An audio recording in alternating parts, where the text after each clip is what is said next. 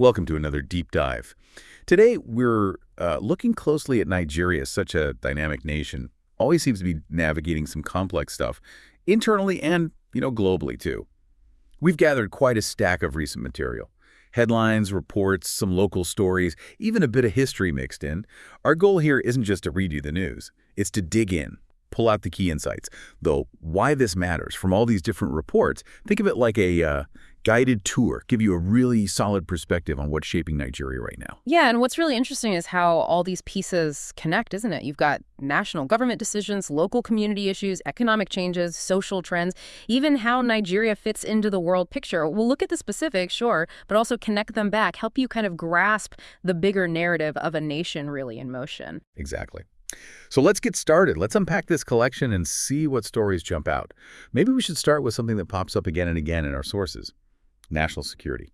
It's clearly a huge issue, especially the ongoing problems in Benue State and how the leadership's trying to respond. Right. And that immediately brings up the question, how does a government deal with this kind of persistent insecurity? Our sources show President Tinubu is, directly engaged with the Benue situation. He apparently brought together top brass and even some ex-governors to figure things out. And he visited survivors in the hospital, too, it says here. Exactly. And crucially, he gave a direct order telling security chiefs to make arrests. Plus, he told Governor Elia to allocate land for ranching, which sounds like trying to find maybe a longer-term fix for those farmer-herder clashes. Yeah, tackling the root cause, perhaps. But it's not just Benue, is it? The sources show security efforts and problems are nationwide. We've got these really tragic reports like bandits killed 24 farmers, others in Katsina communities, but then also, direct military actions, troops killing 12 bandits and getting livestock back in Katsina. Right. And then there's this other worrying note. Armed men attacked Natasha's family home again.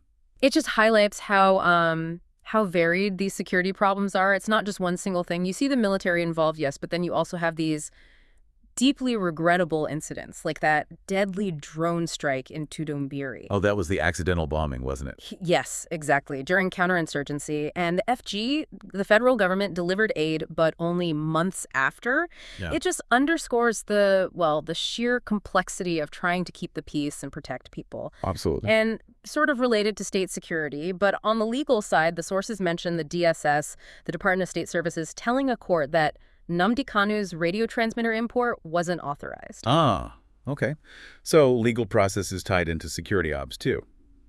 Right, let's shift gears a bit from security. Let's dive into the economy. There's a lot in our sources about financial policy, revenue, and, some pretty big controversies.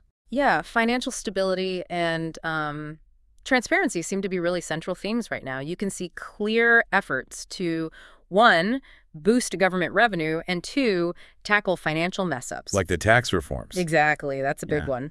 The implementation of tax reform bills begins next year, right after President Tinubu got those 4 bills. That signals a major push for, hopefully, a more efficient tax system. And we also saw that agreement finally reached on airtime billing for the USSD debt. Oh, that long-running thing between the telcos and banks. That's the one.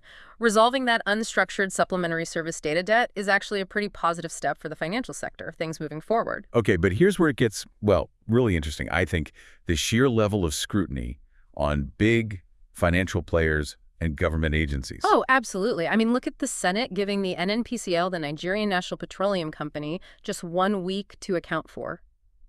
What was it? N210 trillion missing. Yeah, N210 trillion is a staggering number. It really is. And similarly, you have the House of Reps going after 13 oil firms. And they actually recovered N86 million linked to about $457 million in unremitted funds. Wow.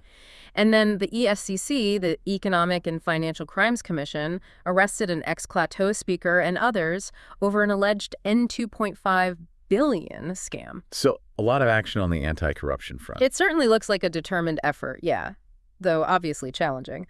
But alongside that, you also see warnings, like the SEC, the Securities and Exchange Commission flagging Zuga Coin and Samzuga GP2. Right, telling investors to be careful with those digital assets. Exactly. Exercise caution. So how is all this playing out in the broader economy? What are the numbers telling us? Well, we saw the FAAC, that's the Federation Account Allocation Committee, distributed N1.65 trillion in revenue for May. So that shows current government income. Okay. But there's also this report warning about a potential cash crunch looming, apparently because of the central bank's 50% cash reserve requirement, the CRR, on banks. 50%. Yeah. That sounds high. What does that mean practically? It basically means banks have to keep half their deposits parked with the CBN, which leaves less money available for them to lend out. Ah, okay. Less credit potentially available. Potentially, yeah. Though it seems some banks like Zenith and Access got a bit of leeway, some forbearance until June 30th. Right. Meanwhile, on the borrowing side, the federal government did successfully raise N4 billion from a savings bond offer in June. So some positive signs on domestic borrowing, at least. Mm-hmm. And energy is always huge for Nigeria's economy. What's the latest there? Indeed. Well, the FG unveiled its pricing framework for compressed natural gas, CNG. The push towards cheaper, maybe cleaner fuel options. That seems to be the goal. Yep. And we also saw the government welcoming Shell's renewed investment drive in the energy sector. That's pretty crucial for the industry. Definitely need that investment. But on a much more somber note, the sources also highlighted that 22 oil workers tragically died on duty last year. Oh, wow. That's a sobering statistic. It really is. A reminder of the human element, the risks involved in that vital industry. Yeah. Okay, so beyond the sort of high-level politics and economics, our sources also give us these really valuable glimpses into, the social fabric, how things play out more locally day to day. Right, and this is where you really see the direct impact of policies, don't you? The everyday struggles, but also people's aspirations. It shows just how different experiences can be across states and communities. Like the labor issues. Exactly. You've got FCT workers, that's Federal Capital Territory, mobilizing for mass action because of an N70,000 wage delay. And in Ondo State, tertiary institution workers are threatening to strike too. So ongoing challenges with wages and worker conditions in places. Seems so. And then sometimes buried in these sources, you find these really unique human story. They add so much texture. Oh, definitely. Like that report about 38 Ogun inmates earning degrees in theology. Yeah, I saw that. It speaks volumes about rehabilitation, education. Access to opportunity even behind bars. Or that statistic, 17 million Nigerians traveled abroad in 2023. 17 million. That gives you a sense of, movement, global connection, maybe migration patterns too. Absolutely. And you also see local justice systems at work. Lagos arraigning 49 suspects found in criminal hideouts, but also the really grim side, like that Anambra teacher jailed for 12 years for defiling an 11-year-old boy. Awful. A reminder of the constant fight against crime and protecting the vulnerable. Mm-hmm. And then there are those stories that are just deeply impactful, disturbing maybe, Yeah. but they really show profound social challenges. Yeah, precisely. That report of a man setting himself on fire in Kano, claiming he was heading to paradise. Oh, that was heartbreaking. It points to such severe mental health crises or just utter desperation. Yeah. And the recovery of that little 2-year-old girl's body from a well in Oyo, just tragic. It highlights vulnerability, safety issues, infrastructure needs. It really does. And on a bigger scale, the sources connect environmental problem to social impact too. Right. The IPCR, the Institute for Peace and Conflict Resolution, saying climate change fuels conflict, displacement in Nigeria, that's a huge connection. And communities aren't just passive victims either, like those Akwa Ibom communities suing an oil firm over toxic discharge. Yes. Taking action. Fighting back. So our sources also touch on Nigeria's place in the wider world, politically, culturally. It's a good reminder things don't happen in a vacuum. That's so true. Global events affect Nigeria, and Nigeria engages internationally, too. We saw brief mentions, for instance, of the Israel-Iran war and Khamenei's warnings to the U.S. That affects global dynamics everywhere.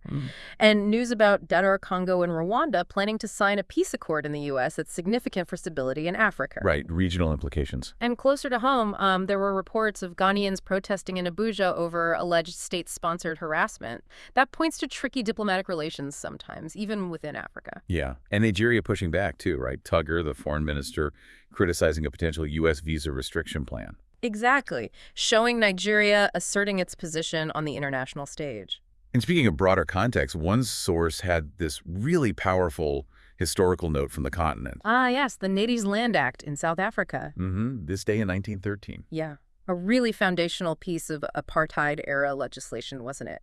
It drastically limited the areas of land that could be earned by Black people. To less than 10% of the country, it said. Just shocking. It is.